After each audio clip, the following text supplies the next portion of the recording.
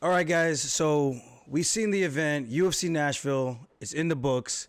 The bantamweight division, obviously one of the best, if not the best division, in my personal opinion. But that main event, I gotta call it what it is. That was as duck as it gets. I really thought there was gonna be a complete opposite of that turn of event. I figured Rob Font was gonna really come out looking to insert himself. I know he was pressuring forward. I'm trying to be respectful and at the same time reasonable in my analysis with this. And I just think Font has a lot of holes when it comes to grappling. You can't just go for a Kimura hoping to get off your back with just that. You need a little bit more than that in your backpack, your tools, so to speak. And I was honestly pretty disappointed with his lack of ability to be able to get back to his feet. I think he might have gotten up once, maybe twice out of the 5 or 6 takedowns that he's given up. That's tough, man. I know it was a short notice thing. Both guys had to make big adjustments, but Font, he wanted it. Sandhagen, he wanted it. But the difference is nobody showed that they want the next title shot with a definitive win. You know, respectfully, when I fought Sandhagen, that was my number one contender fight. And I definitively shown that I was the next guy in line. Finished him in less than 2 minutes. You guys, pretty sure you all remember that.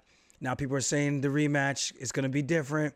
Guys, there's not much different that I can say will happen in the rematch other than it might go a little bit longer. Because I haven't seen the growth from the top position. And let me be fair. I know he hurt his tricep, as what he's saying. He possibly tore it. I've torn my bicep before, so I know what that feels like. It's pretty crappy. The only thing that I will say is he had positions where he could have capitalized and done a lot of cool things with the dominant positions that he had, and he just kind of chose to stay on top and just coast his way to the finish. And I'm not saying that's wrong. I'm just saying if you want to assert yourself for the next title shot, to fight for the vacant title after I'm done mopping up O'Malley, mopping up the canvas with his mop head, you leave so much room for doubt when you got Merab, who's already a shoe-in, who's his next competitor. You got Henry Cejudo, you had Cory Sandhagen, and this was a great opportunity for Rob Font to insert his name into that conversation. And unfortunately, he kind of dropped the bag. I think it's more on Font and not being able to get back to his feet than it is Cory and what he didn't do.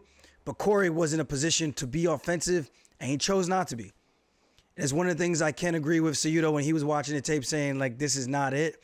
And I got to agree. That wasn't the performance. And, again, short notice for both guys, so I'm trying to be fair, trying to be reasonable, but that's just not how you get it done. I really expected a lot more fireworks or a little bit more exchanges.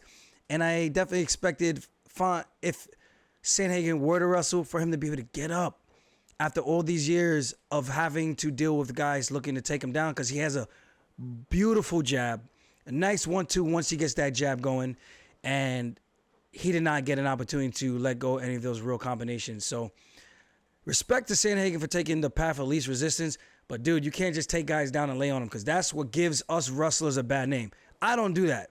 So please, don't you guys ever put myself or Merab's name in a conversation of boring.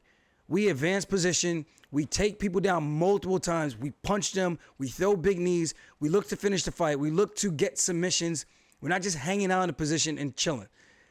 That near side underhook and just hanging out, not throwing any elbows, not throwing any ground and pound punches, looking for the chokes multiple times when they were there. You guys saw when I fought TJ, you could say he had one arm, but I jumped on an anaconda choke. I took risks. I take chances. This is what I do when it comes to guys who are going to engage with the grappling. And again, I'm not trying to shit on these guys. I'm just saying there are levels. And respect to Cory for doing what he needed to do to get the job done. But I don't think it's enough to get you a title shot. We'll see what happens when the dust settles after I mop the octagon with old meth head, as Henry will call him, Ronald Meth Donald. I'm looking forward to this. Less than 2 weeks out. Unfortunately, we didn't get the result that we wanted with UFC Nashville, but we got a good win. And Phumi Nkuta coming back after a 1.5 year layoff, got the finish in the third round over a guy who was on a nice winning streak. Right before this, he lost a decision, and Phumi was able to be the second guy to beat him in a row and get the finish. So that's a big win for him. Hopefully, you guys get to see him in the UFC on the very short list as well. That's at flyweight. If you don't know who he is, go look him up. Phumi Nkuta, a.k.a. Turbo. So go check him out. He fought in Nashville as well, so I was able to corner both Phumi and both Dennis in his UFC debut. One of the things about making a debut on short notice like that, I made mine on short notice, but that's what you call real short notice. 3 days to lose 24 pounds to get down to 146. He killed himself to make 46.5. He missed weight by 0.5 pound, but he tried everything, stopped sweating. The commission urged him to stop trying to cut weight. He was even about to shave his head to try to get off the extra 0.5 pound just so that he could show that he doesn't miss weight. True warrior. I know what it feels like to see black and really starting to feel like you're hyperventilating. So respect to him for even able to push that far. Most guys would have been like, I tried. I'm going to cut it short with 2, 3, 4 pounds and just take my chance and hopefully the UFC doesn't get mad at me. So Dennis really tried everything he had to make the weight. And on top of that, he went out there and fought his ass off against a very tough competitor in Sean Woodson. I think Woodson only lost once in the UFC to Julian Erosa on short notice. This could have been a very similar situation, but Dennis hasn't really been able to I guess since he's been traveling and helping myself coming down to the fight, going to Vegas for Nassim's fight, helping me train in Vegas as well, and kind of doing his own thing with work and things like that. He hasn't been able to put in a proper couple of weeks. So if you guys were excited with that, for him to keep pushing, showing the heart that he showed, I'm telling you, when he has a full camp, look at his past few performances, and you're going to be very, very pleased with what you get when he comes back the next time he makes that octagon walk. So looking forward to Dennis Buzukja. Make sure you guys tune in. The Albanian, the great. Make sure you guys tune in and show that man some love. Other than that, we got Henry Cejudo really thinking that he's going to get the next shot with Merab Dvalishvili, my guy, for the vacant title shot or to fight for the next title shot. We'll see what happens with that. I know he's adamant on waiting for Merab to heal up so that he can fight him. I think he's more so afraid of the height differential against another long, rangy guy having to deal with that. So he's looking for the path of least resistance in regards to physical frame. But I'm telling you that cardio machine is something next level, and I don't know if Henry's going to be ready for that. I really don't. And that's not me being biased. That's me actually training with the guy and knowing what he's capable of. So if that is the fight that the UFC decides to make, I really do think Henry Cejudo, the messenger, is going to be in for a very, very long night. And last but not least, Sean O'Malley slides into my DMs. Sean O'Malley's in my DMs. Sends me a message saying something along the lines of, this was cute. Hey, champ, saw you on TV. You looked hella nervous. You look so fucking cool when you're in there and you're tapping people out. Yo, come on, man. So I just put a whole bunch of laughing stuff. You guys are going to see the screenshot. And then I sent them 2 voice notes just obnoxiously laughing, like fake laugh, obviously, but just being a clown. And having some good fun, man. It's I can't tell if the guy is serious or not with some of the stuff that he's saying, and I think that's what makes it interesting. And at the end of this, I said $100 to whoever gets the first takedown. Deal. And he said deal. So we'll see if he actually obliges and tries to shoot and tries to wrestle with me, because it might be an early night for that guy. But we'll see. I don't think he's that stupid to take the bait for $100, but you never know. So I like the gamesmanship behind the screens, but I wish he would come out in public and say something, because he was very adamant coming into the octagon with a whole lot of words. We haven't heard pretty much anything from him since that day in the octagon, May 6th. So I'm looking forward to this test.